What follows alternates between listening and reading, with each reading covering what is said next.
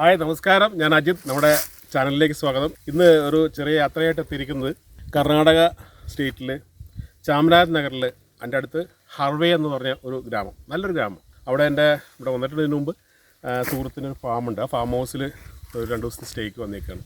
വരാൻ വേറൊരു കാര്യം കൂടിയുണ്ട്. ഇവിടെ അദ്ദേഹത്തിന് അത്യാവശ്യം പശുക്കൾ, അതുപോലെ തന്നെ ആട് ഒക്കെ ചെറിയ കൃഷിയൊക്കെ ഉണ്ട്. അപ്പോൾ ആടിനെ കഴിഞ്ഞ ദിവസം ഒരു പുലി വന്ന് ഇവിടുന്ന് എടുത്തുകൊണ്ട് പോയി. കൊണ്ടുപോകുന്ന വഴി അദ്ദേഹത്തിൻ്റെ ഇടയൻ, ഹെൽപ്പർ ഈ ആടിനെ രക്ഷിക്കുകയും അതിനെ റിക്കവർ ചെയ്തു. പക്ഷേ പിന്നീട് അത് ചത്തുപോയി. അപ്പോൾ പിന്നെ ഫോറസ്റ്റുകാരൊക്കെ ഒന്ന് ഇൻക്വസ്റ്റും കാര്യങ്ങളൊക്കെ നടത്തി അതിൻ്റെ കാര്യങ്ങളൊക്കെ ആയിട്ട് മുന്നോട്ട് പോകും. ഈ ഗ്രാമം ഇപ്പോൾ അലർട്ടാണ്. പുലിയെ പിടിക്കാനായിട്ട് കെണി വെച്ച് പിടിക്കാനോ അല്ലെങ്കിൽ അതിനെ ഓടിക്കാനോ. കാരണം ഇവിടുത്തെ പശുക്കളെയും അതുപോലെ തന്നെ ആടിനെയൊക്കെ ഈ പുലി ഇടയ്ക്കിടയ്ക്ക് വന്ന് അറ്റാക്ക് ചെയ്യുകയും കൊണ്ടുപോവുകയും ചെയ്യുന്നുണ്ട്. അപ്പോൾ അതുകൊണ്ട് അവർ ഗ്രാമവാസികൾ അലർട്ടാണ്. അപ്പോൾ അദ്ദേഹം 2 ദിവസം ഈ ഫാം ഹൗസിൽ വന്ന് നിൽക്കുകയാണ്. എൻ്റെ ഫ്രണ്ട് ഹരി ഇവിടെ വന്നിട്ട് ആ എക്സ്പീരിയൻസ് ഒന്ന് പകർത്താനും ഗ്രാമവാസികളുടെ അത്തരം കാര്യങ്ങളൊന്ന് അറിയാനും എങ്ങനെ ഈ പുലി ഇവിടെ എത്തിയെന്നും എന്താണ് ഇവിടുത്തെ ഈ ഹാബിറ്റാറ്റ് തേടിയെത്താനുള്ള കാരണമെന്നും അന്വേഷിക്കാനാണ് ഇവിടെ എത്തിയിരിക്കുന്നത്. ഇവിടെ തൊട്ടടുത്ത് അദ്ദേഹത്തിൻ്റെ ഈ ഫാമിൻ്റെ തൊട്ടടുത്ത് തന്നെ വലിയ സൂര്യകാന്തി തോട്ടമുണ്ട്. അതുപോലെ തന്നെ ഒരു ജൈവ കൃഷി ചെയ്യുന്ന ഹരി, അദ്ദേഹം മയോവാക്കി എന്ന് പറഞ്ഞൊരു പുതിയ ഒരു ഫോറസ്റ്റ് കൺസെപ്റ്റിൻ്റെ അദ്ദേഹം പ്രവൃത്തിയിലൂടെ തെളിയിച്ച് പല സ്ഥലത്തും ചെയ്യുന്നുണ്ട്. അതിൻ്റെ വിശേഷങ്ങളും എല്ലാം കണ്ട് അറിഞ്ഞ് പകർത്താൻ വേണ്ടിയാണ് എത്തിയിരിക്കുന്നത്. ഏതായാലും പുതിയ വീഡിയോയിലേക്ക് എല്ലാവർക്കും സ്വാഗതം.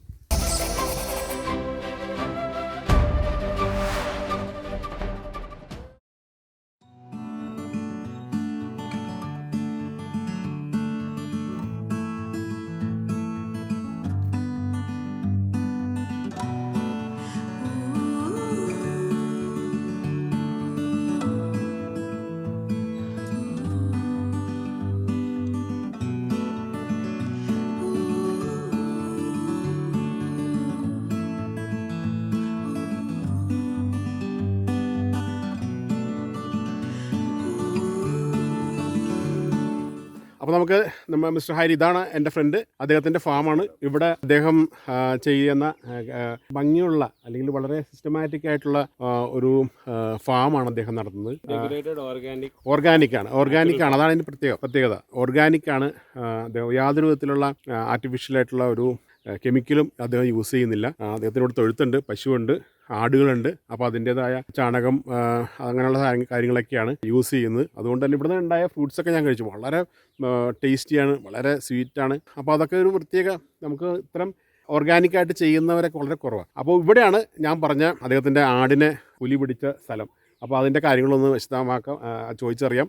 അതോടൊപ്പം തന്നെ ഇദ്ദേഹം ഒരു മിയോവാക്കി ഫോറസ്റ്റ് ക്രിയേറ്റ് ചെയ്യുന്ന ആൾ കൂടിയാണ്.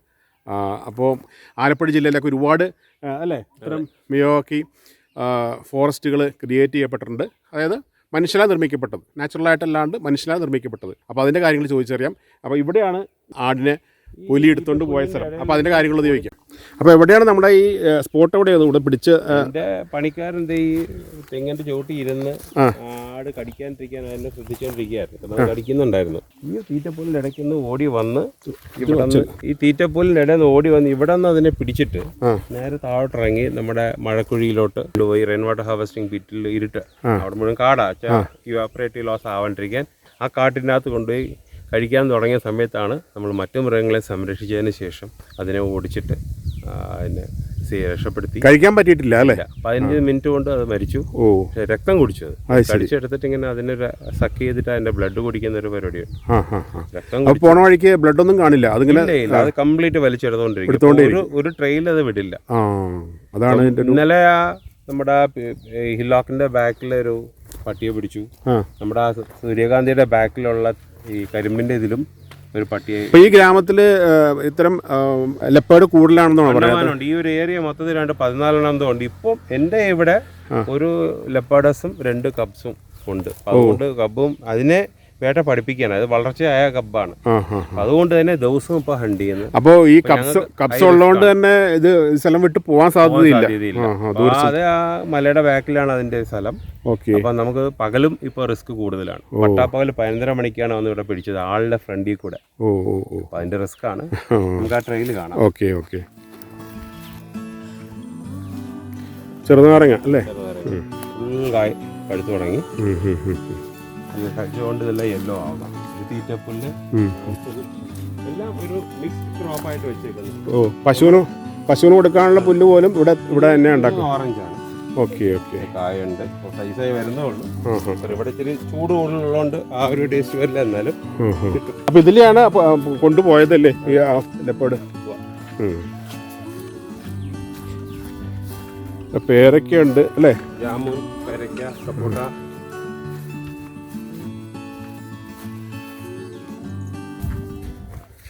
ഇതാണ് ഈ മൂന്ന് ഭാഗത്തു നിന്നുള്ളതിൽ ഏറ്റവും താഴ്ചയുള്ള ഭാഗമാണ്. ഇവിടെ മരം ഇതൊരു നാച്ചുറലായിട്ട് നമ്മൾ കാടാക്കിയതാണ്. അപ്പൊ ഇതിന്റെ അകത്തൊരു ഒരടിയോളം ലീഫ് ലിറ്റർ ഉണ്ട്, ഇലകൾ വീണിട്ടുള്ളത്. ഈ വെള്ളം നന്നായിട്ട് സോക്ക് ചെയ്യും ബോർവെൽ. അങ്ങനെയാണ് ഞാൻ ചാർജ് ചെയ്തത്. ചത്തുപോയ ബോർവെല്ലിനെ ജീവിപ്പിച്ച് ഇതിപ്പോ 2 ഇഞ്ച് വെള്ളം എനിക്കുണ്ട്. അപ്പോൾ ഏത് ഭാഗത്തെ മഴവെള്ളവും ട്രെഞ്ചുകളിൽ ഇങ്ങനത്തെ ഈ ട്രെഞ്ചിൽ കുടിച്ചതിന് ശേഷം അത് എൻ്റെ സീപ്പേജ് ഇവിടെ വരും, ഇത് ഇറങ്ങിയിരിക്കും. അപ്പോൾ ഇത് ഇവാപറേഷൻ ആയിട്ട് നഷ്ടപ്പെടാണ്ടിരിക്കാനാണ് ഇത്രയും തിക്കായിട്ട് നമ്മൾ മരങ്ങൾ വെച്ച് തുടങ്ങിയത്. മിയവാക്കിയുടെ കോൺസെപ്റ്റും സെയിം. സ്ക്വയർ മീറ്ററിൽ 5 ചെടി എന്നുള്ളതാണ് അവർ വെക്കുന്നത്. അപ്പം അതിന്റെ കാരണം സ്ക്വയർ മീറ്റർ 11 സ്ക്വയർ ഫീറ്റ്. അപ്പം അതിന്റെ വേരുകൾ തമ്മിൽ ബന്ധപ്പെട്ട ഒരു സ്ട്രെങ്തൻ ആയതിനു ശേഷം പിന്നെ വെർട്ടിക്കൽ ഗ്രോത്ത് എന്നുള്ളതാണ് ഐഡിയ. അപ്പം ലൈറ്റിന് വേണ്ടി കോമ്പറ്റീഷൻ ഉള്ളതുകൊണ്ട് ഈ മരങ്ങൾ നേരെ മേളിലേക്ക് പോകും. ഇപ്പം ഈ ആര്യവേപ്പ് പോലും വലിയ വൻവൃക്ഷമായി ഇവിടെ കയറിയേക്കുന്നു. പൊങ്ങ, ആര്യവേപ്പ്, അങ്ങനത്തെ എല്ലാ നാച്ചുറൽ ആയിട്ടുള്ള മരങ്ങളും ഇവിടെ ചന്ദനം മരം തനിയെ തന്നെ വരും. അപ്പൊ നമ്മൾ കാടായി കഴിഞ്ഞാൽ ഇവിടത്തെ ലോക്കൽ ആയിട്ടുള്ള എല്ലാ സ്പീഷീസും തനിയെ കയറി. അപ്പൊ ആ പുലി ഇങ്ങനെ കൊണ്ടുവന്നിട്ട് ഇങ്ങനെ ഇറങ്ങി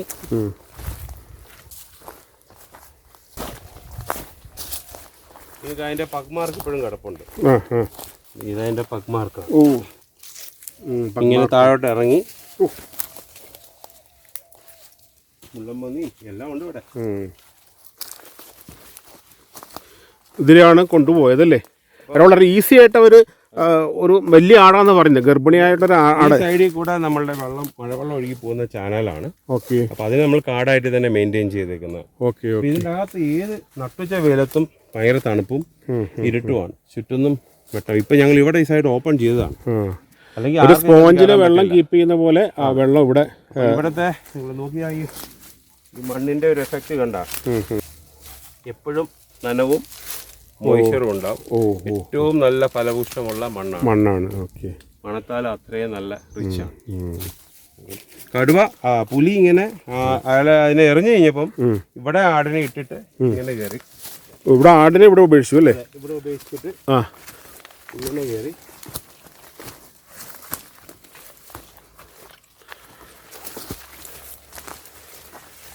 ഈ മുളയുടെ ഇടയിൽ കൂടെ വന്ന് ഇവിടെ അതിന്റെ രോമം കിട്ടിയായിരുന്നു. ഇങ്ങനെ ഇറങ്ങിയപ്പോ ഫോറസ്റ്റുകാർ വന്ന് അതിന്റെ ഇൻക്വസ്റ്റ് ഒക്കെ എഴുതിയിട്ട് പോയിട്ടുണ്ട്. അങ്ങനെ ആ കാട്ടിലോട്ട് ഫോറസ്റ്റുകാർ അത് ഐഡന്റിഫൈ ചെയ്ത് അങ്ങനെ തന്നെയാണ് അല്ലേ? ഇതിന്റെ രോമം എടുത്തിട്ട് തന്നെ നാച്ചുറൽ ഫാമിൽ 20% കാട് ഫോറസ്റ്റ് കവർ ഉണ്ടാവണം. അപ്പോഴേ നമുക്ക് വേണ്ട ബാക്ടീരിയ, ഫംഗസ്, മാതിരി ഹണി ബീസ്, പോളിനേഷന് വേണ്ടിയിട്ടുള്ള ഇതെല്ലാം നാച്ചുറലായിട്ട് ഉണ്ടാകുമ്പം നല്ല ഈൽഡും കിട്ടും, നല്ല ക്വാളിറ്റി ആകും, മഴവെള്ളം ശേഖരിക്കപ്പെടും. ഇങ്ങനെ ലീഫ് ലെറ്റർ മണ്ണിനെ കവർ ചെയ്ത് സോയിൽ നല്ല രീതിയിൽ റിക്കവർ ആകും.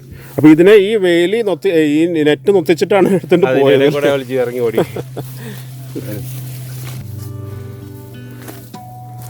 ഇതൊരു ചന്ദനമരം തനിയെ വന്നതാണ്. ഈ നാച്ചുറലായിട്ട് നമ്മളൊരു ഈ ഏരിയ റിക്കവർ ചെയ്യാൻ വേണ്ടി വിട്ടേക്കുന്നത് അത് ഇവിടുത്തെ ലോക്കൽ ബ്രീഡ് സ്പീഷീസ് എന്തൊക്കെയുണ്ടോ അതെല്ലാം തനിയെ തന്നെ വളർന്നു കയറി വരും. നമ്മൾ അധികം ഒന്ന് ഇൻട്രൊഡ്യൂസ് ചെയ്ത് കൊടുക്കുന്നുണ്ട്. ഓക്കെ.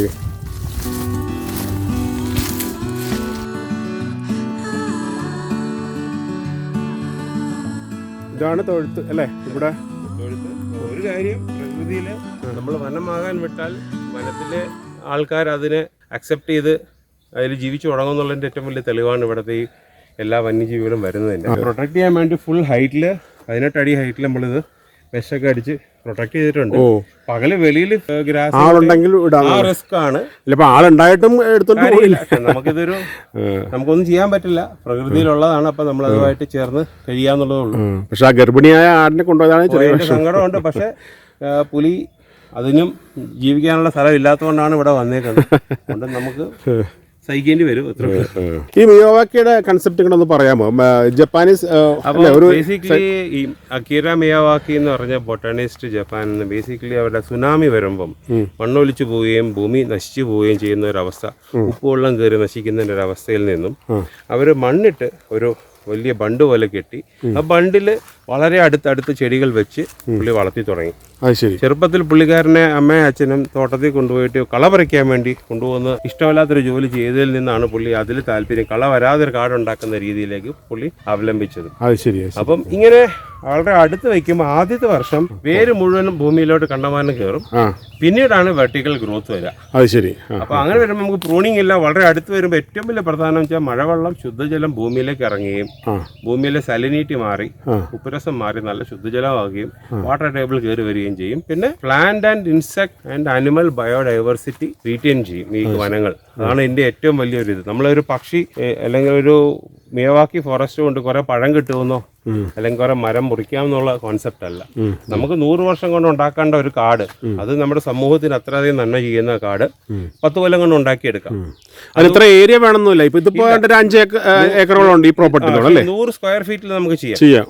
ഇപ്പൊ നമ്മൾ വാക്ക് വേ നടക്കുന്ന ഫ്ലാറ്റ്സിന്റെ സൈഡിലുള്ള 10 അടിക്ക് 5 അടി വീതിയിൽ പോലും നമുക്ക് സിറ്റിയിൽ പോലും ചെയ്യാം. സിറ്റിയിൽ ചെയ്യണം ഇത്. അപ്പോൾ ചെറിയ ലങ് സ്പേസ് ആയിട്ട് മാക്സിമം നമുക്ക് 24 hours ഓക്സിജൻ തരുന്ന മരങ്ങൾ ഫോക്കസ് ചെയ്താൽ നമുക്ക് ഇപ്പം കോവിഡ് കഴിഞ്ഞ പിന്നെ ഓക്സിജന്റെയും ബ്രീത്തിങ്ങിന്റെ ഒക്കെ ഇഷ്യൂ വരുമ്പോൾ നമ്മുടെ പ്രൈവറ്റ് സ്പേസിൽ 24 hours ഓക്സിജൻ തരുന്ന മരങ്ങളും പ്രിഡോമിനന്റ്ലി ടെമ്പറേച്ചർ കൂളാക്കിക്കൊണ്ട് നമുക്ക് നല്ലൊരു അന്തരീക്ഷം സമ്മാനിച്ച് അതിൽ പക്ഷികളും പഴങ്ങളും ചിരിപ്പൂക്കളും കിട്ടുന്ന രീതിയിൽ സെലക്ട് ചെയ്താൽ ലൈഫ് കുറേയും കൂടെ ഉത്തമമായി മാറും. ഇതിപ്പോൾ ഈ പ്രോപ്പർട്ടി കർണാടകത്തിലാണെങ്കിൽ നമ്മുടെ കേരളത്തിൽ ഇഷ്ടംപോലെ ഞാൻ നേരത്തെ സൂചിപ്പിച്ച പോലെ ആലപ്പുഴ ജില്ലയിലേക്ക് ഒരുപാട് വന്നു തുടങ്ങിയിട്ട് ഇതെല്ലാവരും ചെയ്യണം. നമ്മുടെ ഋഷി പദ്ധതി എന്ന് പറയും പണ്ട് കാലത്തും ഈ ഇടതൂർന്ന വനങ്ങൾ.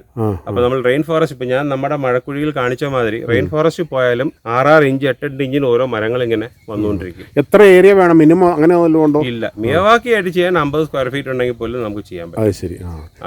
സ്ക്വയർ ഫീറ്റിൽ 5 മരം. അപ്പൊ നമുക്ക് എത്ര മരം വെക്കണം നമുക്ക് അനുസരിച്ച് റേഷ്യോ എടുത്ത് നമുക്ക് ചെയ്യാം. വേറെ എവിടെയൊക്കെ ചെയ്തിട്ടുണ്ട്? ഞാനിപ്പം അമൃത ഇൻസ്റ്റിറ്റ്യൂട്ടില് കോയമ്പത്തൂരിലുള്ള അവരുടെ ക്യാമ്പസിൽ ചെയ്തിട്ടുണ്ട്. 5000 സ്ക്വയർ ഫീറ്റിൽ 2000 മരത്തോളം ചെയ്യും. അതിന്റെ വീഡിയോ നമുക്ക് ഷെയർ ചെയ്യാം. പിന്നെ അങ്ങനെ നമ്മുടെ ഞാൻ ഏതൊക്കെ ഫാം കൺസൾട്ടേഷൻ ഉണ്ടോ അവിടുത്തെ എല്ലാ വാട്ടർ ഹാർവെസ്റ്റിംഗ് പോണ്ട്സിന് ചുറ്റും ഇങ്ങനെ തിക് അഗ്രസീവ് ആയിട്ടുള്ള ഫോറസ്റ്റ് ചെയ്യും. എന്നെ മിയാവാക്കിന്ന് ബ്രാൻഡ് ചെയ്തിട്ടില്ല. ആ ബണ്ട് ഹോൾഡ് ചെയ്തുകൊണ്ട് മോയ്സ്ചർ റീറ്റെയിൻ ചെയ്യാനും എവാപ്പറേറ്റീവ് ലോസ് കാറ്റടിച്ചാണ് ഏറ്റവും കൂടുതൽ വെള്ളം നഷ്ടപ്പെടുന്നത് നമുക്ക് മോയ്സ്ചർ. അപ്പോൾ ഒരു സൈഡ് ഇറിഗേറ്റ് ചെയ്തിട്ട് ബാക്കി ഉഴുതു മറിച്ച് ഇട്ട് കഴിഞ്ഞാൽ വേസ്റ്റ് ആവും. അപ്പോൾ ചുറ്റും മരം തിക്കായിട്ട് വളർത്തി കഴിഞ്ഞാൽ വെള്ളം എവാപ്പറേറ്റ് ചെയ്യാണ്ട് നമുക്ക് ജലസേചനത്തിന്റെ വെള്ളത്തിന്റെ ക്വാണ്ടിറ്റി കുറച്ച് ഉപയോഗിച്ചാൽ മതി.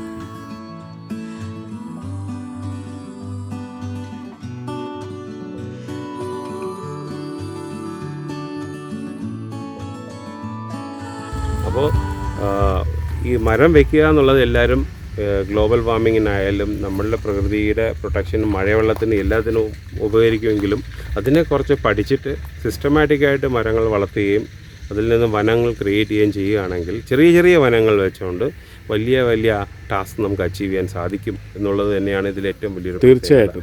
അപ്പോൾ അണ്ണാറക്കണ്ണനും തന്നാലായതെന്ന് പറയുന്നത് വളരെ സത്യമാണ്. നമുക്ക് ഓരോരുത്തർക്കും നമ്മുടെ വീട്ടിലും ടെറസിലും നമ്മുടെ അയൽപക്കത്തും കോമൺ ആയിട്ടുള്ള വാക്കിംഗ് ഏരിയയിലും ഒക്കെ ഇവിടെയും അങ്ങനെ ഒരു കൺസെപ്റ്റ് ഉണ്ട് അല്ലേ? മനസ്സിലുണ്ട് അല്ലേ?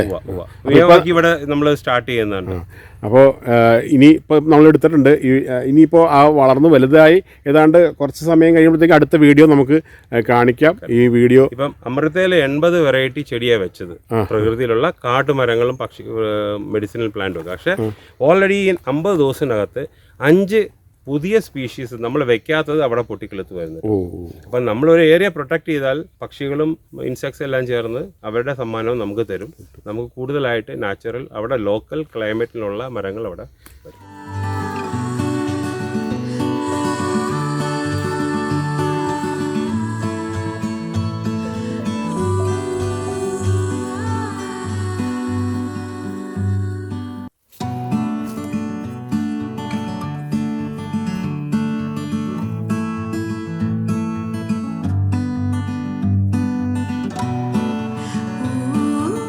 നമ്മുടെ നാട്ടിൽ ഈ കൊമ്പൻ ജെല്ലി ചെമ്പൻ ജെല്ലിയുടെ ശല്യം ഭയങ്കര രൂക്ഷമാണ്.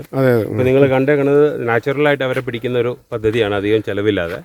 അത് 1 കിലോ നമ്മുടെ ആവണക്കിൻ്റെ പിണ്ണാക്കും 1 ലിറ്റർ തൈരും കൂടെ കുഴച്ചിട്ട് 5 ദിവസം നന്നായിട്ട് അത് അവിയാൻ വെച്ചിട്ട് ഇച്ചിരി വെള്ളം ഒഴിച്ചിട്ട് ബക്കറ്റിലാക്കി 1 ഏക്കറിന് 1 ബക്കറ്റ് എന്നുള്ള രീതിയിൽ വെച്ചാൽ മതി.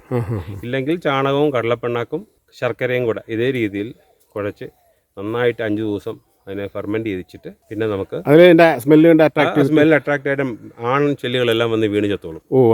അപ്പോൾ 5 ദിവസം ഒരിക്കലും ഇങ്ങനെ മാറ്റിക്കൊണ്ടിരുന്ന തൈകളൊന്നും പോവാതെയും തെങ്ങിൻ തൈകളൊക്കെ ഈ ആണ് പോകുന്നതനുസരിച്ച് മുട്ടയിടലും മറ്റും. കാരണം ചാണകം എവിടെയുണ്ട് അവിടേക്ക് ഇവരുണ്ട്, കമ്പോസ്റ്റ് എവിടെയുണ്ട് അവരൊക്കെ ഇവരുണ്ട്. അപ്പം നമ്മൾ നാച്ചുറലായിട്ട് ഇവരെ പിടിച്ചു നിർത്തുക, വന്ന് അറ്റാക്ക് ചെയ്യുന്നതിന് പിന്നെ വിഷം വെക്കുന്നതിന് മുമ്പ് തന്നെ നാച്ചുറലായിട്ട് ഇവരെ കൺട്രോൾ ചെയ്ത് കഴിഞ്ഞാൽ നമുക്ക് മരങ്ങളെല്ലാം നന്നായിട്ട് വരും. എനിക്കിപ്പോൾ 250-300 തേങ്ങ ഒരു വർഷം ഒരു നല്ല പൊങ്ങി വരുന്ന തെങ്ങിൽ നിന്നും കിട്ടുന്നുണ്ട്. അപ്പം ഞാനും ഹരിയും ശരിക്കും പറഞ്ഞു കഴിഞ്ഞാൽ വൈൽഡ് ലൈഫ് ഫോട്ടോഗ്രാഫിയായിട്ട് ബന്ധപ്പെട്ട് അങ്ങനെയുള്ള യാത്രകളും പിന്നെ ഞങ്ങൾ നല്ല ഫ്രണ്ട്സാണ്. ഒരു 10-20 വർഷത്തെ പരിചയമെങ്കിലും സ്നേഹ കൂട്ടായ്മയിൽ ഞങ്ങൾ ഉണ്ട്. അതോടൊപ്പം തന്നെ ഞങ്ങൾ ഈ പല യാത്രകളിലും ഈ വൈൽഡ് ലൈഫുമായിട്ട് ബന്ധപ്പെട്ടാണ് ഒന്നിക്കുന്നത്. പക്ഷേ അദ്ദേഹം തന്നെ ഇതേപോലെ തന്നെ ഒരു പ്രകൃതിയെ സംരക്ഷിക്കുന്ന ഒരു ദൗത്യം കൂടി ഏറ്റെടുത്തപ്പോൾ എനിക്ക് ഭയങ്കര സന്തോഷം തോന്നി. എനിക്കതിനെ പറ്റിയ സാഹചര്യങ്ങൾ ഇല്ലെങ്കിലും അദ്ദേഹം ഇത് ചെയ്ത് കാണുമ്പോൾ വളരെ ഒരു ഇൻസ്പയറിംഗ് ആയിട്ട് മറ്റുള്ളവർക്ക് തോന്നട്ടെ. കൂടുതൽ മിയോവാക്കി അല്ലേ വനങ്ങൾ വന്നതും അജിത്തിലൂടെ ജനങ്ങളിലേക്ക് ചില കാര്യങ്ങൾ അറിയിക്കാൻ പറ്റിയതിന് വളരെ സന്തോഷം.